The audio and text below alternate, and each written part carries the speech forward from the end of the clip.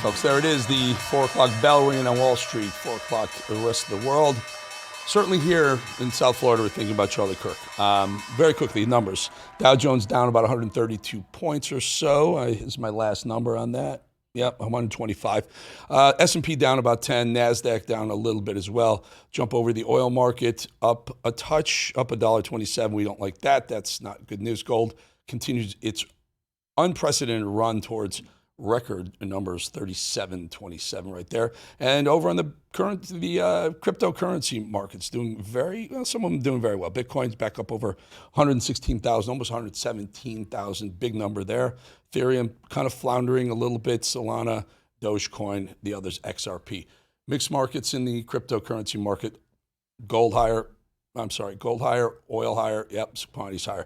I will tell you tomorrow is a big event happening. The Fed will tell us what their decision for interest rates for going forward is. Everyone is expecting a quarter point cut in the interest rates.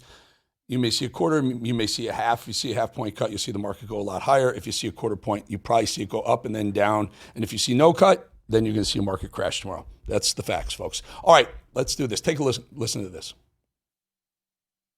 Also, following the press conference, I am filing a notice of intent to seek the death penalty. I do not take this decision lightly, and it is a decision I have made independently as county attorney, based solely on the available evidence and circumstances and nature of the crime. Well, that was Utah County Attorney General Jeff Gray at today's press conference just moments before we came to air, where he discussed every aspect of the assassination of Charlie Kirk. Join me now to discuss is Utah County Sheriff Mike Smith, who you saw in that clip, perhaps you did, while he was in that clip standing next to the Attorney General of Utah. Well, let's welcome Sheriff Mike Smith. Sheriff, good to have you, my friend. So can we talk about this a little bit? There's going to be an arraignment of the alleged assassin, I guess within maybe an hour or so. Virtual arraignment as well. Tell us what's going on with that aspect of the investigation. It is a virtual arraignment. It will be over WebEx. That he will talk to the judge from our county jail. And sir, we had heard that earlier there's some text released where this individual admitted shooting Charlie Kirk. That was me, maybe some gamer friends or whatnot. But I understand, is this true? He's not cooperating any longer. He was at first, but he's not cooperating now. Not to comment on it too much, but he's exercising his constitutional rights. I think they're in the process, I believe, of getting a defense attorney assigned to him, and that'll probably kind of pan out today a little bit as they go through this arraignment process. But yeah, he's going through that process. Okay, so let's go through the assassination. We reported it live right here. Last Wednesday, 4:15 is when we went to public with the fact that Charlie had died from his wounds sustained at that point. Talk to us a little about it. This rooftop is 200 yards away from where Charlie Kirk was seated under a tent. There are a lot of things. Can we clear up some of these things? What do you know? Tell us what you know about this. Number one, are we absolutely positive this is the actual shooter who deliver that bullet through Charlie's neck from 200 yards away? Has the bullets recovered? It matches the gun, but was the gun was in that kid's hands? We're showing video. That is definitely the gun that he was carrying. Yeah, you're hearing today from our county attorney, from Jeff Gray, that there is DNA evidence that is linking that gun to the individual we have in custody. Okay, so we know he had that gun. That gun is the gun that dislodged the bullet that ended up killing Charlie Kirk.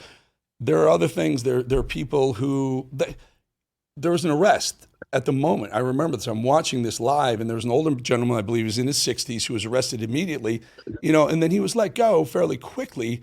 And my thought process was, well, is this coordinated? Was he a diversion? Was he making insinuate actions like he was the shooter so that the actual shooter could get away? Are you investigating that? Yeah, we're investigating that. And I'll tell you that individual you're referring to, he's in my county jail right now. We have him in custody. There's no evidence at this point that links him to any sort of collusion with our actual shooter. He's somewhat of a known individual in the community throughout the state, and he ultimately, the words that were said to officers was, more of the lines of, I did it, and that's why they took him into custody. So he claimed he shot Charlie on scene within moments of the assassination. He did, and we've charged him with second degree felony obstruction of justice. And here's the thing with that.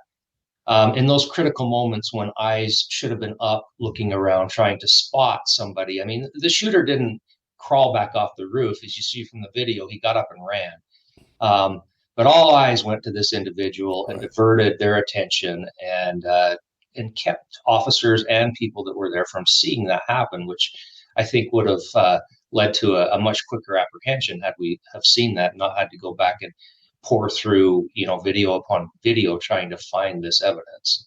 I'm assuming FBI, local law enforcement is going to get search warrants and page through this guy's social media content, his email content, to find out if there was any coordination at all, because it seems very unlikely that a 60-something-year-old guy in an event on a college campus would jump up, if he didn't have prior knowledge, after an assassination, a horrific assassination, jump up and claim responsibility unless there was some sort of coordination for him to be doing such. All of that will be continued to be investigated out, but I don't believe there was any collusion between the two. I don't. Now, do you, sir, believe there's any collusion between the shooter and anyone else?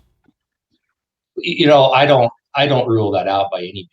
I think that we need to investigate every single lead, every associate, every transaction, and rule that out. Were you guys aware of this Tyler Robinson prior to this? Does he have any record of just calls to the home or his boyfriend's house or whatever? Were the police aware of him at all? Law enforcement aware of him at all? Not really. I mean, he lives in a community that's hundreds of miles away from where this happened, so he definitely wasn't on our radar. And I'm not aware of any glaring confrontations or incidents he's had with law enforcement. Okay, so now there's going to be so much information as it comes out. I'm sure they're going to release it to us. Fast forward to Utah has cameras in the courtrooms there, even for capital murder, capital punishment crimes, right? So we will see this. And by the way, you guys are seeking the death penalty, according to your attorney general. I just want to let the folks know that that's what that was all about. But so there will be cameras rolling. Do we have any idea when this trial is going to take place? I don't. As this goes through the process, it'll be assigned to one of the judges in 4th District Court, and that'll go on to the docket, and then they'll start working on court dates. So yeah, I really can't tell you what that time frame would be at this point. That's completely up to the courts. Two more issues that I have so many questions, because we were here, we were watching this as it happened, it unfolded live. There were two individuals. One, we had a young man on 2 days in a row who was up front, and he said there was something very disturbing that happened. And we said, well, he said there was a guy who jumped immediately after this, like right while it was that guy, this guy right on your screen right now, jumped up and was celebrating the assassination of Charlie Kirk. And you see, like, do we know who he is, and has he been investigated? Yeah, we do. And like I said, we're looking at every angle of this. We're looking at who was there, who was asking the question at the time that Charlie was shot. All of those things are being investigated and run down. And, if there are others involved, we want them. And we're not going to stop the investigation until we're satisfied that there is no one else involved in this. Another one is a lot of, all of social media. There are two people, men, standing behind Charlie Kirk while the event was going on, and there are some people who believe there were hand signals being given, hat tip, side of the face on one, another hand arm gesture on another one that was repeated a second time. Could be just coincidental, who knows? But certainly, have you guys brought those two guys in to talk to them? Just investigate what they have to say? Yeah, we've talked to. Those would be people who are involved in with Charlie Kirk himself, yes. And again, I will tell you this, having been there firsthand, been through this from the first moments till present, there is a ton of information on social media and the internet that is misleading and completely false. A lot of people are coming up with all sorts of conspiracy theories that they didn't happen. Yep. No doubt. And we weed those out. The funny thing about conspiracy theories, Sheriff, I've been doing this a long time. Over time, some of them, a lot of them tend to be neither conspiracy nor theory. They happen to be fact. We were too aggressive in going after it. I personally cannot fathom what we know about this shooter as a sole shooter with no infrastructure. I know he had a gun since he was 5 or 7 years old. I think his parents had showed pictures of that. I get that, but it just seems too well planned. And this whole idea of the diversion, he gets away, takes good 10 hours to find the guy. It's in my gut. It's just a theory right now. I don't think it's going to be conspiracy. So there were allegedly 6,000 people who signed the petition for Charlie not to show up on that campus that day. You guys investigating those 6,000 signatures? Like I said, we're looking at everything that we have. This is a very large and multi-faceted investigation, and everything's being looked into. Good. You're providing comfort to a lot of us. And you know what? I'm with you on conspiracies. I get it. Conspiracies is the point now where it's like they're all the ones you thought were the worst. You're like, well, it was true. So I get it. Even the stuff on the internet that we're seeing, we're going back and going, okay, let's make sure that this is what we have here. So we're looking at everything. Sheriff, we want to be as thorough. Before I let you go, you're a busy man. You got a lot in your hands. You got an arraignment coming in within an hour. Is there anything in your professional, your law enforcement vibe? Is there anything that doesn't make sense to you? Anything that's you got the hair on the back of your neck standing up? No, not really. What we're seeing right now, I'm satisfied with the point we are at with who we have in custody, and I'm satisfied with the continuing efforts that are moving forward to make sure that we haven't missed anything. So, I'll be one that if there's something we're missing, I'm going to be right in the middle of it, making sure that we're following up on it. I want to answer all the questions as much as anybody does, and I want to make sure this is a rock solid investigation. Yes, good. You don't want any courtroom shenanigans by the defense to say it was handled improperly. Very quickly, he may or may not be. He was cooperating. He's not now, is what we understand. How about the roommate / boyfriend, girlfriend, whatever? Is that person cooperating, and is the family continuing to cooperate? I'll talk about the family a little bit. That had to be the hardest thing they've ever done in their life. I put myself in that position, and it would break me as a parent to have to do what they did. So hats off to them. And the cooperation from the beginning to turn them into local officials. And then I get a phone call from the sheriff in Washington County to tell me, hey, I think I have your guy. Hats off to those parents. I can't imagine what they're going through. So the cooperation level has, in my opinion, been spot on with them to get us to this point. And the boyfriend, girlfriend, whatever, the roommate?